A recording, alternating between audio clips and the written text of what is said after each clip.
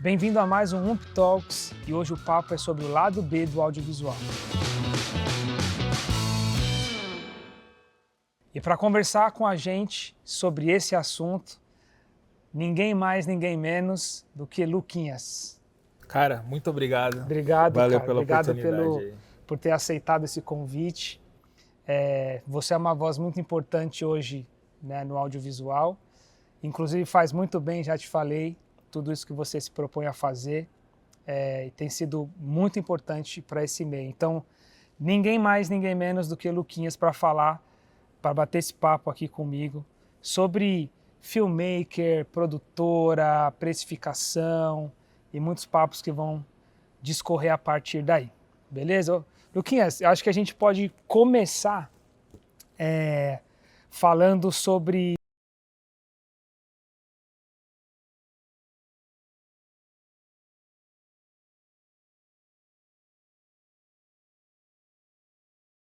a tua trajetória. Você vem do design, da fotografia e aterrissou no audiovisual, né?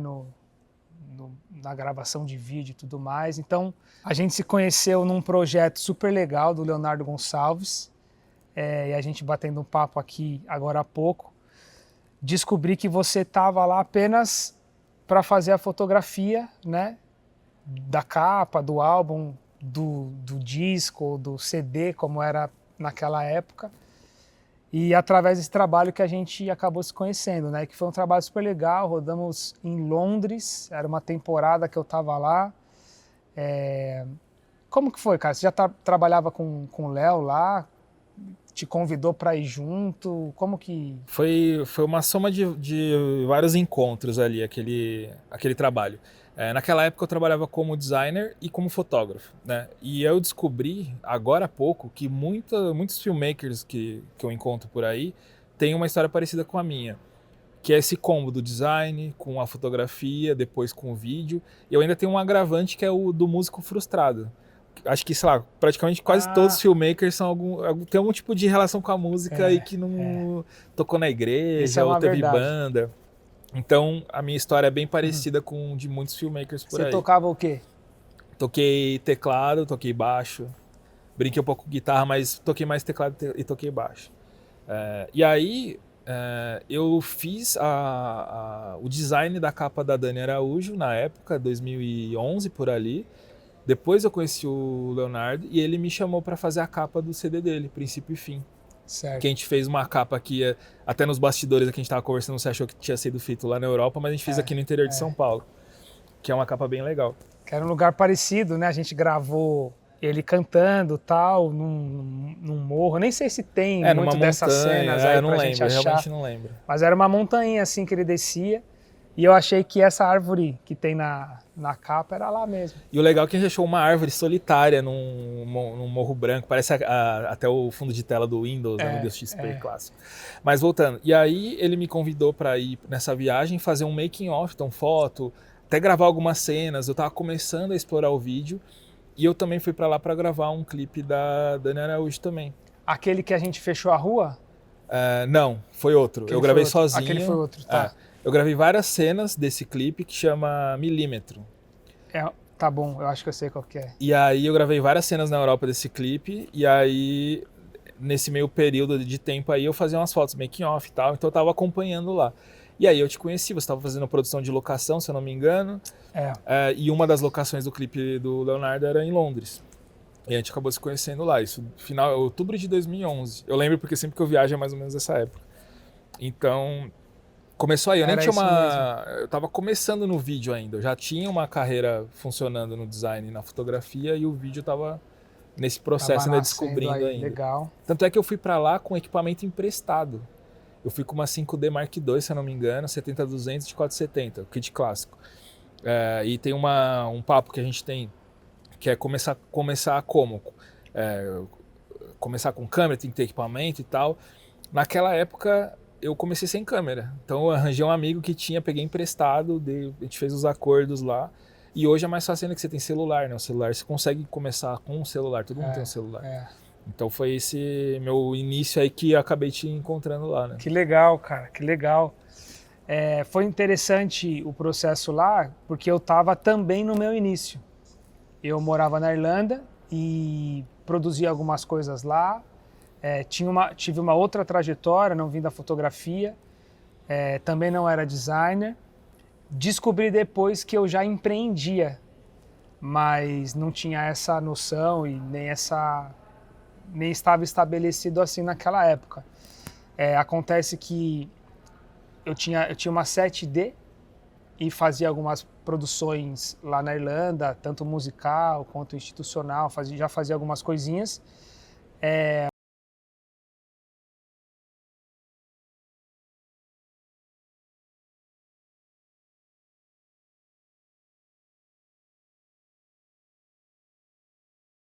Londres, voltar para a Irlanda, para Dublin.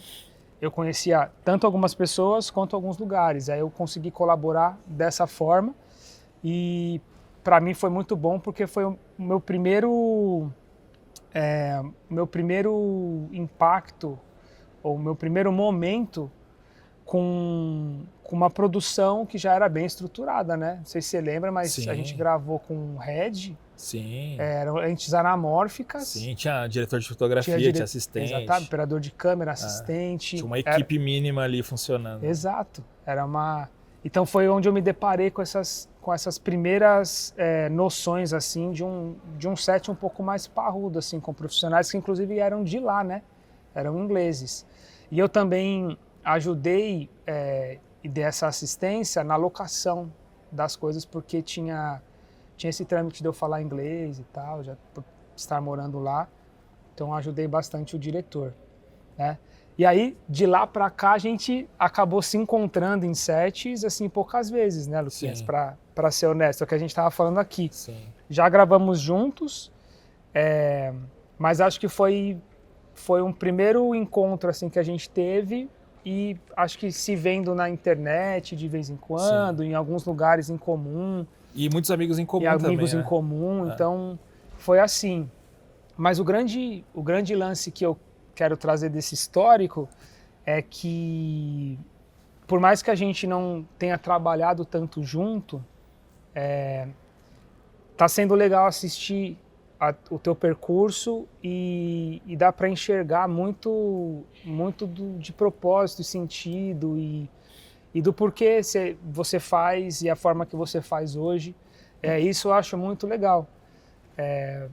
Por muito tempo, eu imagino que você, até encontrar esse lugar que você se posiciona, o lugar que você pertence, né, e assumiu isso, tanto como filmmaker, tanto como dono de uma produtora, como esse lado informativo, de comunicação, né, enfim, educacional.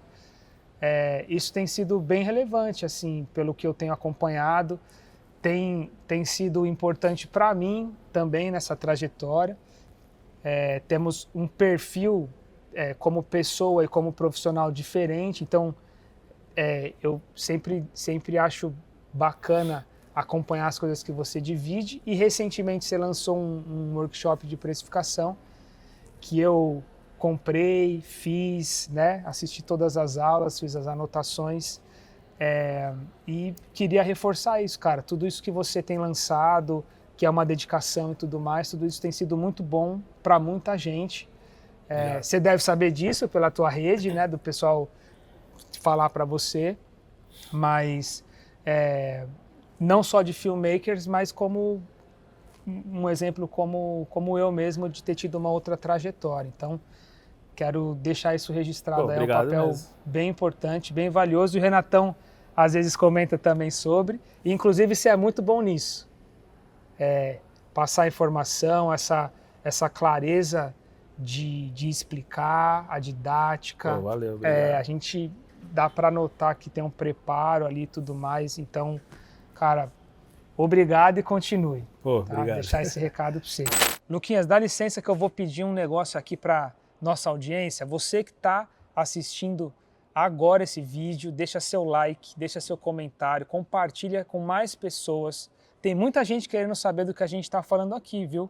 E a gente conta com você para poder divulgar, compartilhar e contar para as outras pessoas sobre esse vídeo aqui. Então, ó, já faz agora, no meio desse conteúdo mesmo, já dá uma compartilhada nesse link, ó, tô te dando um time para você fazer isso aí, beleza? E aí a gente volta pro papo aqui.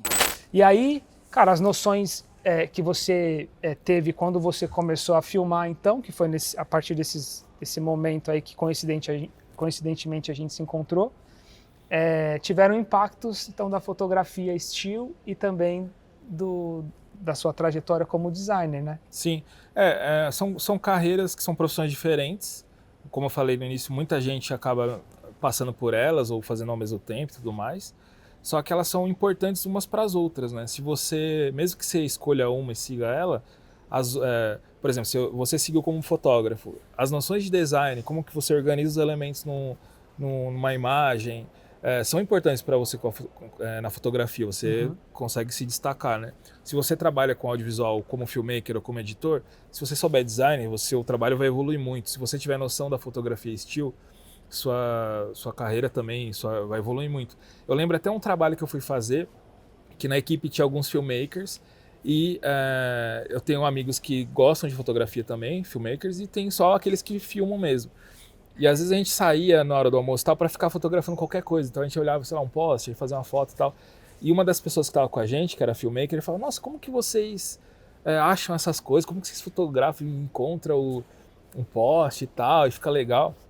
E aí isso me deu uma noção que talvez, mesmo você trabalhando na área, você trabalhando como operador de câmera, você não tem essa skill, essa habilidade de fotógrafo, de achar os frames, de achar as fotos, de compor. Sim. Se você tiver isso, você também vai se destacar, porque não é só porque a fotografia ela permite que você explore mais os enquadramentos, os assuntos e tudo mais. Quando você trabalha como operador de câmera ou filmmaker, geralmente os enquadramentos são os mesmos, regrinha dos terços. Dificilmente você vai para o vertical, a menos que agora tem mais, né? Naquela época não tinha tanto. Então, centralizado, não tem muito que você ficar explorando, né? Então, é verdade. Você vai se apoiar, por exemplo, mais nos movimentos de câmera do que na composição muito fixa. Na composição. E se você domina a composição fixa, a sua imagem em movimento muda completamente, né? Então, claro que tem um pouco também, né, Luquinhas, tipo assim, da percepção pessoal, né? Tipo, de noções artísticas que pessoas já carregam, assim. Mas esse exercício do still, da fotografia para fotografia em movimento, deve ser um benefício grande mesmo. Sim. Assim como se a pessoa é um editor. Geralmente hoje os editores, principalmente para vídeos rápidos, conteúdo e tal, acabam fazendo meio que o processo inteiro, né? Trilha, efeito e tal. E o design é muito importante, você saber enquadrar as coisas ali. Você vai pôr um lower third com o texto, aí você põe tudo torto. Isso acontece muito. Se você tem noções de design, os grids, os alinhamentos, seu trabalho também vai evoluir. Você pode cobrar mais depois por isso, você pode valorizar o seu trabalho com isso, né? Então, todas essas áreas elas foram me sugando ali, me misturando na trajetória. Eu sempre fui curioso, sempre fui generalista. Então isso foi importante para chegar até aqui, né? Legal. Eu tive um encontro enquanto eu fazia um curso de direção de fotografia para cinema, lá com o Alziro. Você chegou a fazer, não? Eu fiz acho que a primeira ou segunda turma dele, depois ele foi evoluindo, mas foi lá no comecinho. Eu fiz antes da pandemia, agora já mudou o curso, tem outro formato mesmo, mas é uma coisa que já era confuso já naquela época dessas questões do fotógrafo, se era melhor, né? O diretor de fotografia de cinema vir da fotografia, ou se na verdade ele vinha do vídeo e aí teria que aprender a fotografia e tal. É um meio ainda um pouco confuso, mas na minha opinião eu acho que é isso. Eu acho que quem vem da fotografia consegue ter o benefício de ter passado por uma etapa muito importante, que são as noções de enquadramento, composição, exposição, né? O lance de você preparar para ter aquele clique, ou aquela imagem ali, e contar a história, que é o grande lance que eu acho que na verdade é o que a gente faz, né? Os dois trabalhos servem para isso, para comunicar, para informar ou para contar uma história. É narrativo, né? Meio que eu resumo dessa forma. Então, o desafio de você contar uma história, ou passar uma mensagem, ou informar, ou comunicar através de um único frame, tem também os seus desafios que é diferente para quem está fazendo vídeo, né? Sim. Que é o contraponto. Eu falo, pô, o vídeo consegue contar porque, pô, você está mostrando ali, está em movimento, uma imagem mais extensa, com uma duração maior. Então, acho que tem tudo isso nessa salada aí, né, de coisas Sim. que a gente vem se formando. Eu gosto dessa visão da fotografia pro movimento, porque você busca o movimento para chegar naquela fotografia, naquele frame, né? Ou você tem um frame e você faz um movimento para sair dele. A partir dele. E aí a gente tem um exemplo bom que é o Kubrick, né? Ele era fotógrafo. E aí você assiste os filmes dele, o que tem de lindo nos filmes dele? A composição, iluminação. Então, assim, não que quem não tenha vindo da fotografia, mas em algum momento, o diretor de fotografia, quem trabalha com imagem em movimento, o fotógrafo, ele vai ter que estudar artes plásticas, escultura, Pintura, fotografia. tudo. Tanto é que na primeira aula do Alziro, o que ele fala? Para você comprar o livro de História da Arte, né? O Gombrich, né? É isso mesmo.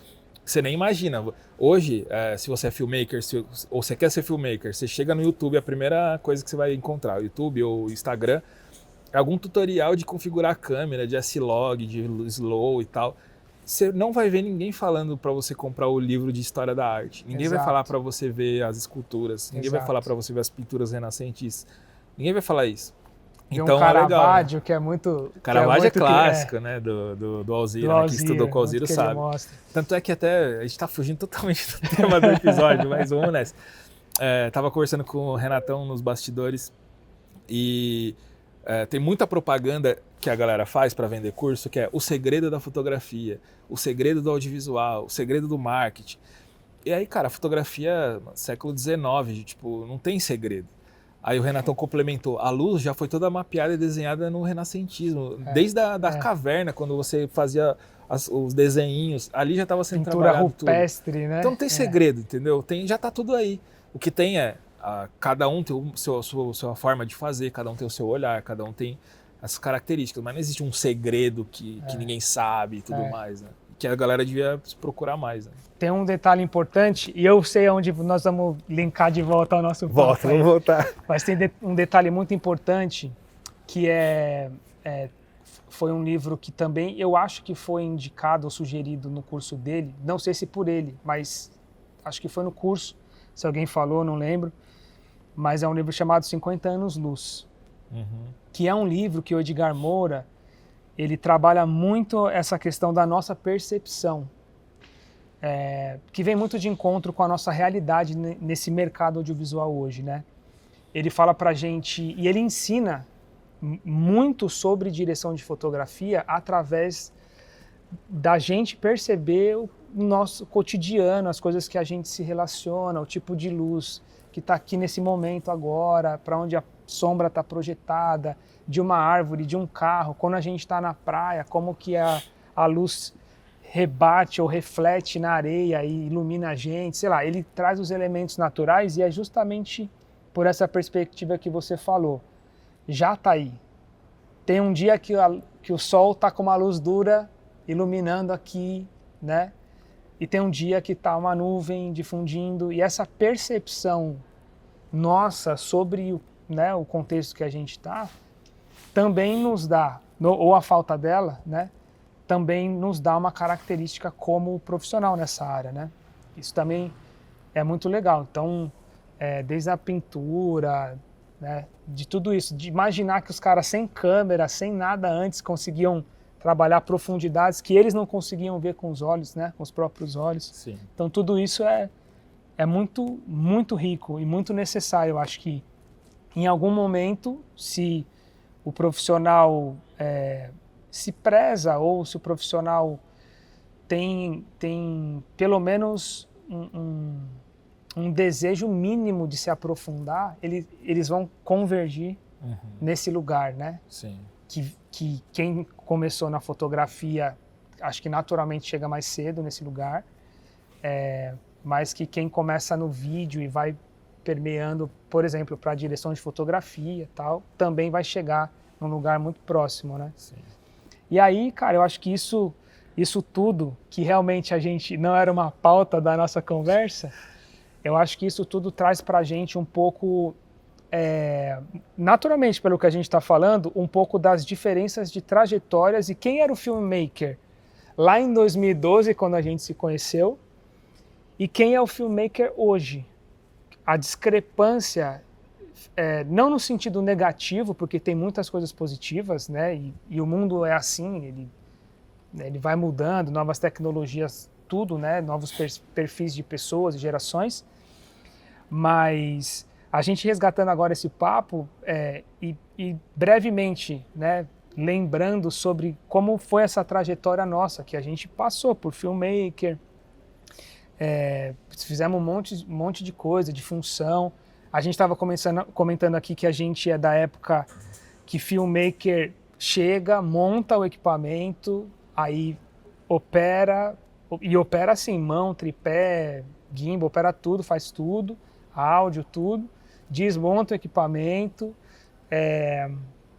Então, e hoje a gente tem meio que uma outra realidade, né? Hoje você tem sua produtora, a gente ainda está no set, bota a mão na câmera, faz, né, produz e tudo mais, mas hoje a gente tem outra realidade. Então, hoje eu acho que a gente tem um lugar legal de conversa sobre como é a percepção que a gente não tinha como filmmaker naquela época, como que é a percepção de um filmmaker hoje, né?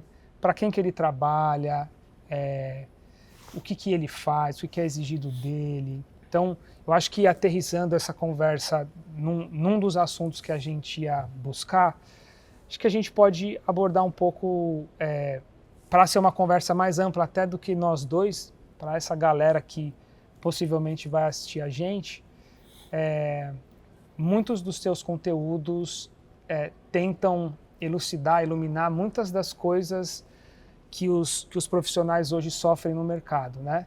Algumas delas é sobre organização, sobre gestão. Então, acho que vale a gente puxar esse assunto sobre o filmmaker, né? Como que o filmmaker hoje se entende e como que a gente, que meio que passou, já tem uma trajetória nisso, consegue colaborar para que ele consiga se enxergar, ou ela consiga se enxergar, ou ter alguns pontos de vista que seja relevante para eles, né? Sim. Fazendo um breve histórico, eu acho que eu fui da primeira geração de filmmakers do digital, que foi ali 2009 e 2010, com o surgimento da 5D Mark II e tudo mais. Nessa época, o que a gente tinha? A gente tinha os operadores de câmera, que trabalhavam em TV, por exemplo, operando aquelas câmeras gigantes e tal, com controle manual. A gente tinha os operadores de câmera de cinema, a gente tinha também os filmmakers antigos que faziam casamento com aquelas câmeras grandes de fita e tudo mais. É isso que tinha na época. Quando as câmeras fotográficas começaram a filmar para o digital, aí surgiu uma galera tipo a minha geração ali, que vinha da fotografia ou estava começando a aprender vídeo e aí já caiu no digital. Como que estava na época? Tinham cursos presenciais em geral, tinha alguns cursos gringos, que era muito caro porque era em dólar, e também se tinha a barreira da língua, se você não soubesse falar inglês não adiantava nada. Então era muito difícil você ter noção das coisas, do mercado, quanto cobrar, onde estudar e tudo mais. Tanto é que os Até porque, como era novo, parece óbvio, né? Mas como era novo, não tinha ninguém à frente para também conseguir ir falando, né, para essa galera. Você tinha que estudar fotografia e estudar cinema, e isso era numa faculdade, ou os cursos que tinham aqui em São Paulo, por exemplo, você ia, sei lá, para a FAAP, fazer cinema, 4 anos, caríssimo, ou você estudava numa escola que tinha... É verdade, não existia, na AIC, né, por hoje exemplo. Era tudo muito difícil, muito caro, e você não tinha acesso, né? Aí eu comecei a estudar numa escola de fotografia que chama Full Frame, ela existe ainda. Às vezes eu trocava alguns cursos que eu fazia lá, dando aula lá também. E aí eu fui aprendendo nisso, mas não tinha nada específico de filmmaker. Aos poucos foi aparecendo.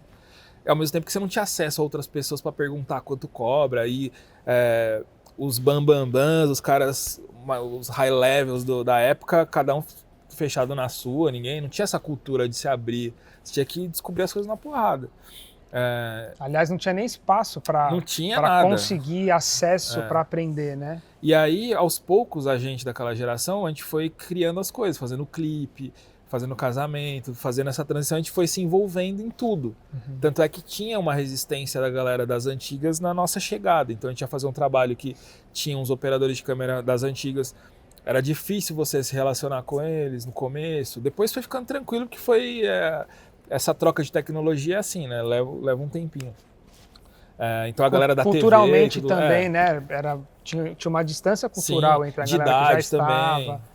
Então assim, foi isso que a gente passou na época. Hoje eu já não sinto tanto isso. Já é o digital já é o principal. Lógico, tem seus nichos. Ainda tem a galera da TV, ainda tem a galera do cinema, ainda tem a galera da publicidade, tem os filmmaker guerrilha. Então tem seus nichos. Mas hoje você entra no YouTube e você aprende tudo. Você segue meia dúzia de filmmaker que cria conteúdo no Instagram, tanto gringo quanto brasileiro. Você já descobre quanto cobra nas coisas, como que se organiza, como que estão fazendo. Se você consegue, manda uma DM, pergunta, você consegue tirar informações. Naquela época não tinha nada, tipo, você não conseguia nada. Então...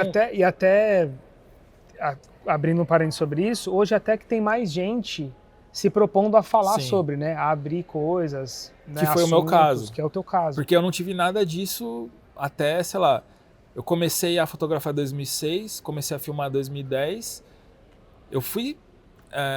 sei lá, até 2015 por aí, é muito difícil achar coisas assim de gente se abrindo. E aí eu decidi fazer isso. Tudo que eu aprendi, quem me segue e me acompanha no Instagram vê. Quando eu tô testando as coisas, tô mudando. Quando eu tava como filmmaker e depois abri produtor, eu sempre ia abrindo bastidores. Tô fazendo isso, tô testando aquilo e tudo mais. Porque é uma forma de facilitar o caminho de quem tá chegando agora também, ou quem já chegou e não sabe as coisas. Uma coisa que eu sinto falta também no audiovisual, até uma conversa mais aberta entre os diretores, com os filmmakers, com a produção e sentar e conversar, abrir. Por exemplo, essa semana fui visitar o estúdio de um amigo nosso em comum e aí eu pergunto mesmo, quanto você está pondo de imposto, quanto que é a sua margem, e vai conversar. Porque se a gente se abrisse mais entre a gente conseguiria equiparar melhor as coisas, os preços principalmente. Não ter tanta diferença de flutuação de valores. Às vezes uma pessoa muito boa, com uma entrega muito legal, está cobrando menos do que uma pessoa medíocre. Se a gente soubesse, talvez equilibrasse mais as coisas. Porque assim, o audiovisual é muito grande. Tem muita gente trabalhando. Estou falando da realidade mais aqui de São Paulo. Muita gente trabalhando, mas tem muito cliente. Por exemplo, a gente trabalha perto aqui, né? Aqui perto tem 4 condomínios. Nós dois somos concorrentes.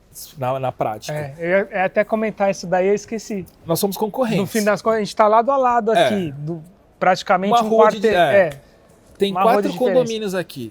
Não tem como a gente atender todo mundo. Não tem como a gente concorrer aqui. Tipo assim, um roubar o cliente do outro. Assim. E mesmo que isso aconteça, tem mais 1000, tipo, sei lá quantos, entendeu? Então, seria legal. Às vezes a gente não se dá conta, mas é gigantesco, né? Então seria legal as pessoas se conversarem mais, entendeu? Então dos meus objetivos é abrir um pouco as minhas coisas, tentando criar uma cultura que as pessoas se abram mais também e conversem entre si. Lógico, não é pra você ficar todo dia lá no Stories e falar, minha conta bancária.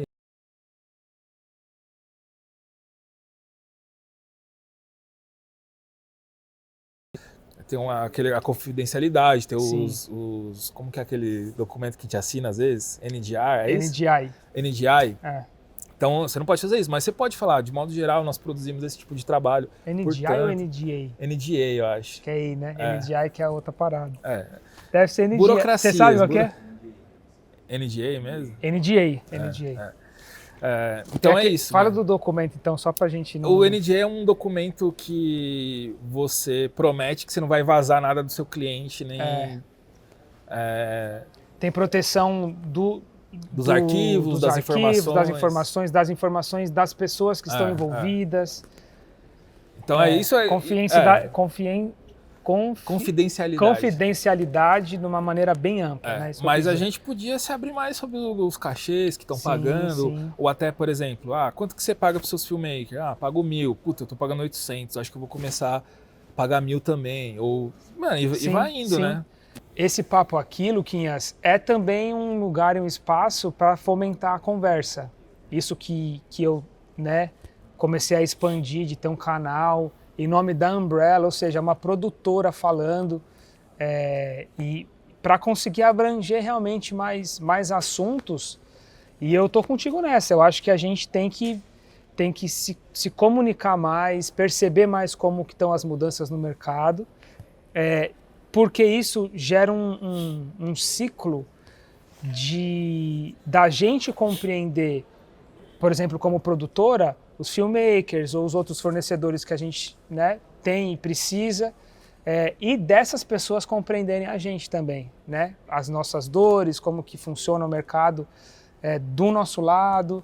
Então, tudo isso eu acho extremamente relevante. Ô Luquinhas, vou dar uma pausa para pedir uma coisa para a galera aqui, é o seguinte, você que está assistindo esse vídeo, compartilha, comenta, a gente quer saber se o papo está sendo relevante para você, se tem mais coisas sobre esse assunto que você gostaria de saber, e deixa o seu like. Como é que é?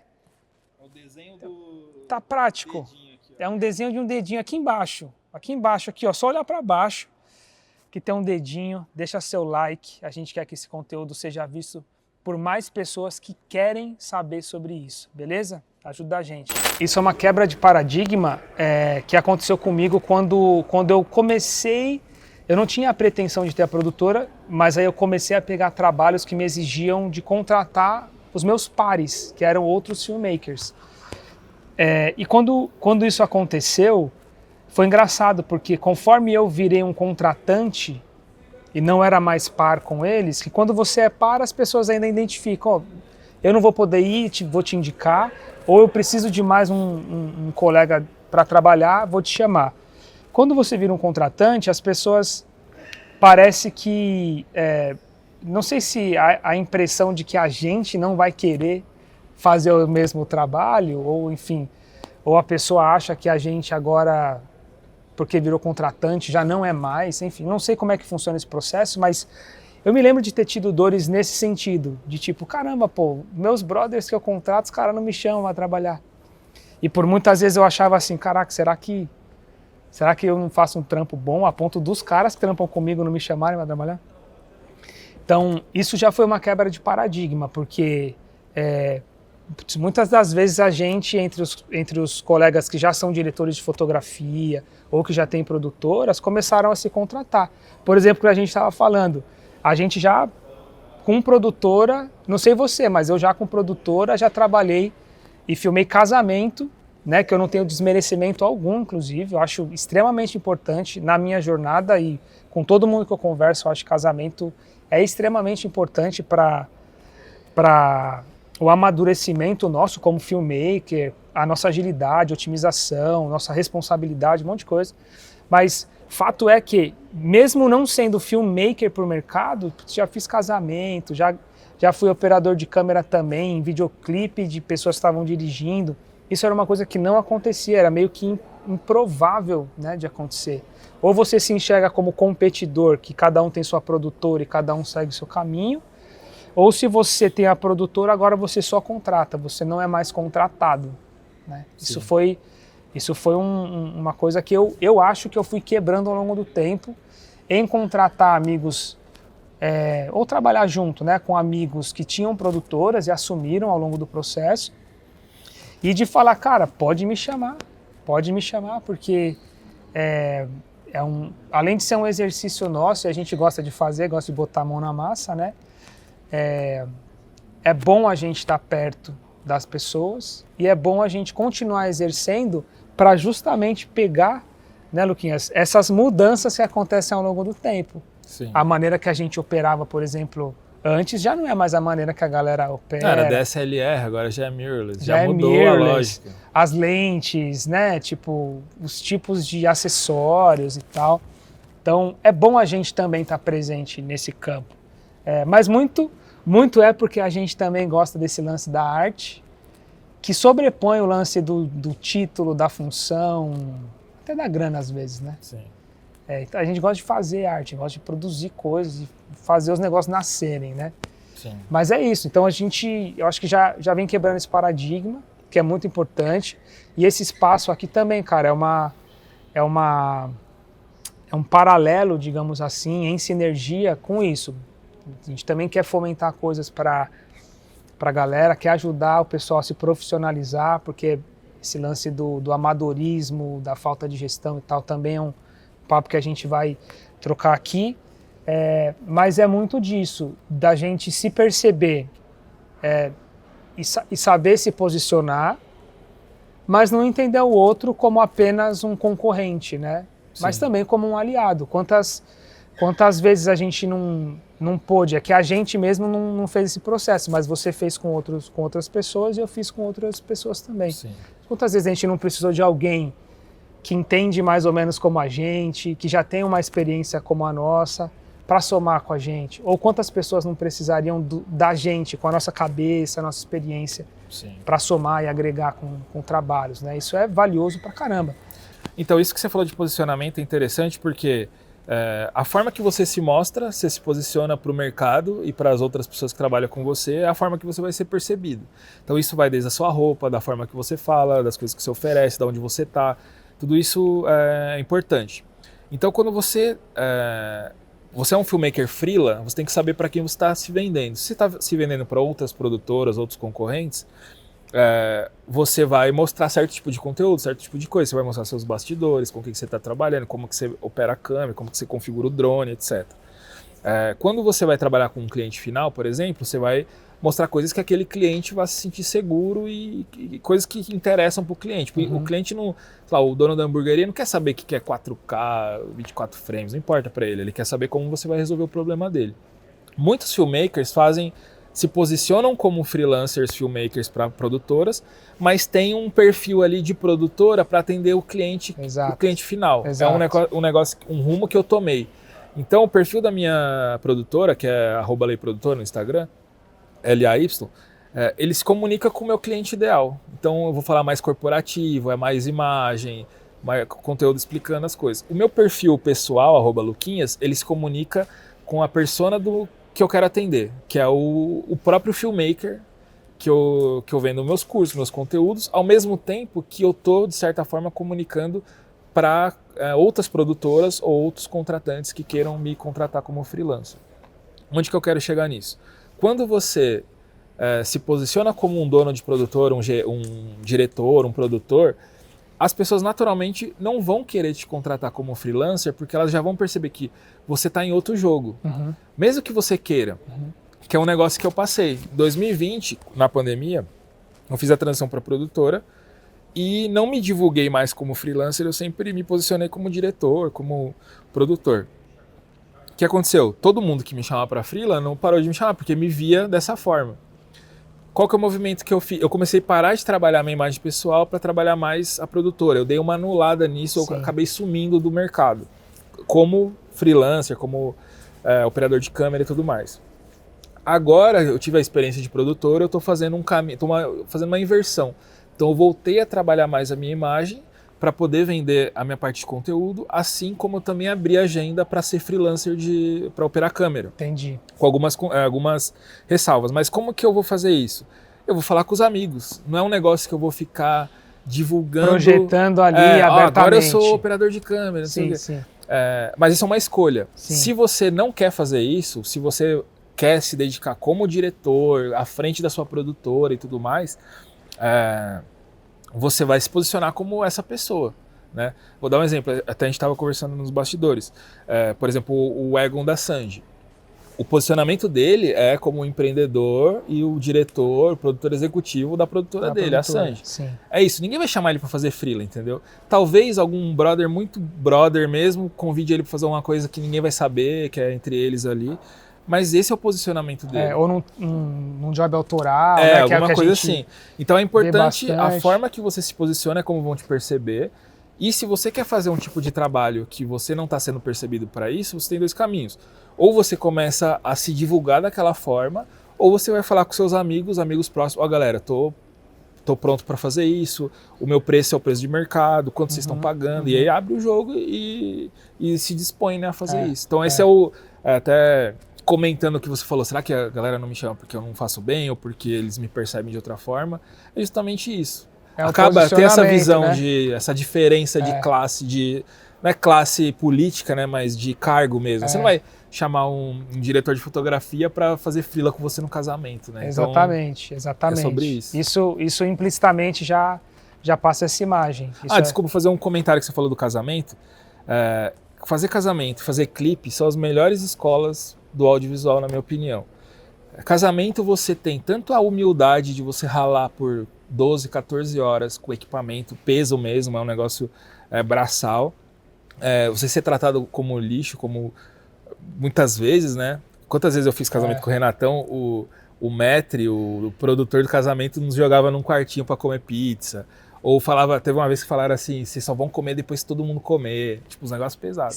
Você tinha praticamente que implorar para comer, né? Não, você com estudo, com 50 mil reais de equipamento, com tudo ali, não que a pessoa que não tenha isso, mas você sendo tratado como a pior pessoa do universo ali, né? Então, ao mesmo tempo que você tem que lidar com os noivos, tem toda a parte do business, tem toda a parte da logística e organização da filmagem. É um treino absurdo. E no final das contas, você ainda, se você for editar o casamento, você tem que ter uma noção de narrativa, de documentário e tudo mais. Como no clipe, você também tem que ter tudo isso. Então, são as duas melhores escolas. Se você fez casamento e clipe, tipo, consideravelmente, sei lá, pelo menos uns 20, assim, você vai estar com uma escola muito boa de audiovisual. É isso mesmo, cara. Eu consigo ver porque eu antes de formalizar a produtora, como filmmaker ainda, pegava alguns trabalhos de editor. E eu editei por um período razoável, não foi muito tempo, mas também não foi pouco, para uma produtora que fazia casamento, sendo que eu também tinha meio que um braço que fazia casamento. E eu acho que essa é até uma resposta, cara. A gente não está nesse papo ainda. Eu vou trazer para o posicionamento, mas isso é até uma resposta para aquele papo que a gente estava tendo sobre narrativa, cara. Esse ponto eu acho que é algo que não é ensinado, mas quase que forçadamente, para você fazer um trabalho, você precisa arrumar recursos não sei de onde para entregar esse tipo de conteúdo, que é de casamento ou de videoclipe.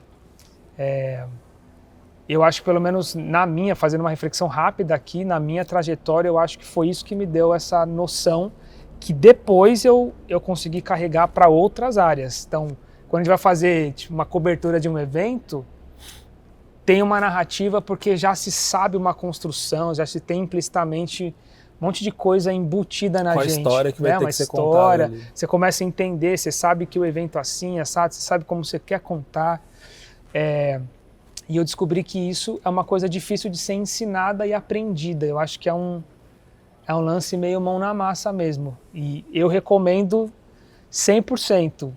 Casamento, videoclipe ainda tem alguns que tem narrativa, outros hoje são muito mais visuais, sessions, né? E mais um registro. É mais de master shot do que de narrativa. Mas os que têm narrativa, para mim, são um exercício enorme também. Agora, resgatando o lance de posicionamento, é justamente isso que você falou, só que eu não sabia na época. Para mim era isso, para mim era tipo, caraca, será que... E aí, né? E aí começa a vir uma crise sua de tipo... Quem você quer ser? Será que eu volto a ser e tal? Eu vou até te perguntar o porquê você está fazendo esse movimento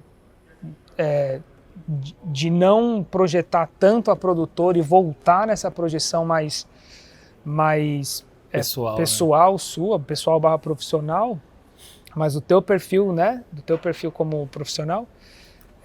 Porque eu tô fazendo um movimento que é doloroso, sempre foi, e eu fiquei sempre escondido atrás da marca Umbrella. Eu sempre, depois que eu entendi, não era na época como filmmaker, mas depois que eu entendi que eu ia pegar para valer a produtora, sem muito recurso, sem saber modelo de negócio e tudo mais, mas depois que eu entendi, eu me escondi atrás da produtora, querendo que a produtora fosse maior do que eu, e que ela tivesse uma sobrevida mais do que o que eu vou ter no mercado e tipo para frente. Quase que um papo de legado. E eu não desisti disso, não acho que é isso, eu não acho que eu não quero mais isso, mas em contrapartida, o meu lado pessoal ficou ficou praticamente esquecido como um profissional, embora ainda me contratem como diretor de imagem, diretor de fotografia, algumas vezes para produzir alguma coisa, mas o meu lado profissional em outras áreas, que hoje eu sei que eu tenho alguns skills, né, entrego legal e tal, ficou esquecido justamente por conta de posicionamento, cara, que é uma coisa importantíssima para a gente trazer aqui como uma bola e uma reflexão para a nossa galera, né? Hoje, o que eu vejo que acontece? O filmmaker, ele é o operador de drone, ele é o assistente de áudio, ele é, sabe assim, ele é praticamente tudo. E embora você não se posicione como uma produtora, não há também um posicionamento na camada de captação de imagem, por exemplo, ou de áudio e tal. Isso vem por necessidade de grana, de necessidade de pegar mais jobs e tal. Isso também vem do mercado, de requerer, tipo assim, encapsular em todo mundo o trabalho inteiro. Então, uma pessoa tem que resolver o áudio, o vídeo, a iluminação, praticamente tudo, com movimento, parado, enfim. Tudo é exigido hoje de um filmmaker de uma forma bem, como eu posso dizer, bem exaustiva até, ou saturada, mas também os filmmakers também meio que vão numa onda que eles também não se posicionam, né? Porque você pode ser um operador de câmera e ter uma especialidade em movimento, como, por exemplo, o nosso amigo o Cabelo. Então, eu sou operador de stead, não opero câmera no tripé, eu opero stead. E aí, né, stead Segway, stead low mode, stead não sei o que e tal, mas aí vem dentro de um nicho ali. Eu acho que o grande lance do filmmaker hoje é uma falta de percepção de posicionamento mesmo, porque à medida que você escolhe fazer tudo, e aí a gente vai falar que ele também é um empresário, né? Também tem que fazer gestão desse negócio que é ser filmmaker, você acaba não se especializando em determinadas áreas, né? Que é o que hoje, como produtora audiovisual, eu sinto falta. Se você quer um operador muito bom de trilho ou de uma 70-200, uma 24-290, a gente vai buscar nos caras da antiga, porque hoje a gente não consegue saber quem vai poder dar conta de fazer determinada função, né?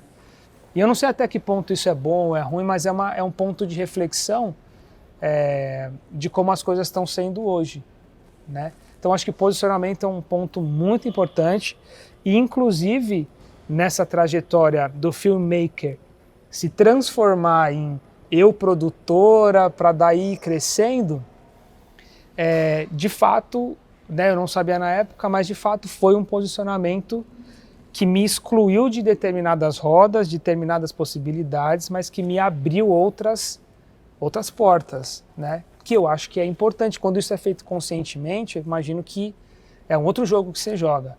Quando você vai meio que fazendo, né, pode se tornar muito doloroso. Para mim foi bastante mesmo. Mas me fala uma coisa, você acha que hoje o filmmaker tem que ter um posicionamento, por exemplo, ou você acha que ele é esse compilado de funções? Cara, depende muito do seu nicho, né? Então, por exemplo, quando a gente fala assim, por que os caras das antigas eles se especializaram em uma determinada coisa, a gente conhece eles por essa determinada coisa? Primeiro que a gente está se baseando em pessoas que a gente trabalha que elas são a exceção da exceção. Por quê? São as pessoas que estão em tudo. Elas não têm muita necessidade de ficar procurando trabalho. O lance quando você é muito bom num negócio, você é um técnico, por exemplo, de uma área técnica, operador de câmera e tudo mais, que você não atende cliente final, você atende produtoras. Se você conheceu 3 produtoras ali grandes no mercado, que tem fluxo, você não precisa ficar se posicionando. Exatamente. A maioria dos caras bons Exatamente. que eu conheço Os caras nem tem Instagram, tipo, dane-se, entendeu? Os câmeras das antigas aqui, os caras operam tudo, tipo, todos os DVDs, todos os shows, toda a TV e tudo mais. O cara não tem nem Instagram, e tem Instagram, tem uns cachorros, tem um... Quem só conhece é só quem faz mesmo, só né? quem faz, eles não tem que se posicionar. Agora, eles são exceção, são, sei lá, 20 caras que são assim. Agora, se você quer trabalhar mesmo, depende do seu nicho. Se o seu nicho é do casamento, você está prestando serviço para produtoras de casamento ou para as noivas. E aí você vai se posicionar dessa forma. Agora, agregar muitas funções é um sintoma da nossa época. Então, quando você vai atender um cliente final, se você resolve tudo sozinho, é mais simples para o cliente e você ganha mais dinheiro. Você não vai cobrar a mesma coisa que todos os profissionais que executariam aquilo cobrariam. Você vai cobrar metade ou menos da metade, sei lá. Vai fracionar ali e no aí seu você cachê, resolve tudo. sim, Então, sim. sei lá, às vezes o cara tem uma hamburgueria e te chama para fazer um vídeo da hamburgueria. Aí você vai lá, filma os hambúrguer, aí você pega um frame e já vira a foto do post do Instagram, aí você pega o drone e faz a fachada. E aí você sozinho entregou um trampo ali de uma diária, você já editou, entregou, ficou barato pro cara, que a hamburgueria não fatura 1 milhão por dia para poder te pagar muito. Ao mesmo tempo que você pega vários trabalhinhos pequenos desse, você já soma. E é isso. Agora, tem essas diferenças. O seu nicho, para quem você vai trabalhar, se é produtora, cliente final, e a sua especialização também depende da demanda, né? Então, se você tem... Com certeza. Se você tem muita... Que nem os caras das antigas, sei lá. Se você tem muita demanda de stead, não tem por que você ficar estudando outras coisas, entendeu? Você vai passar seu mês inteiro fazendo stead. Aí você vai fazer um curso na gringa, vai trocar seu equipamento, beleza. Agora, quem não tem diária todo dia, um dia você está editando, outro dia você está fazendo drone, outro dia você está fazendo o som, você vai ser conhecido pela pessoa que resolve rápido, pensando que você trabalha para outros produtores ou você é contratado por equipes, né? Se você atende o cliente final, ou você vai ser percebido como se fosse uma pequena produtora que resolve rápido, ou você vai ser conhecido como o filmmaker que resolve rápido tudo aquilo ali. Então, não tem certo, não tem errado. Essa soma de coisas é um sintoma, um reflexo dos dias de hoje. Não é só na nossa área, não é só na nossa né? área. Tem muita gente das antigas que não... converso com muitos editores de TV, de reality, de cinema, que eles não conseguem entender que o editor de YouTube hoje faz sound effects com motion, faz tracking, cor e tudo, e cobra o mesmo preço que ele cobraria só para cortar o vídeo, né? E juntar as coisas ali, porque vai ter mais outros 10 profissionais que vão passar pelaquela timeline. Então é o que rola, né? É o mundo evoluindo, né? Então não é necessariamente uma coisa ruim, é o que é.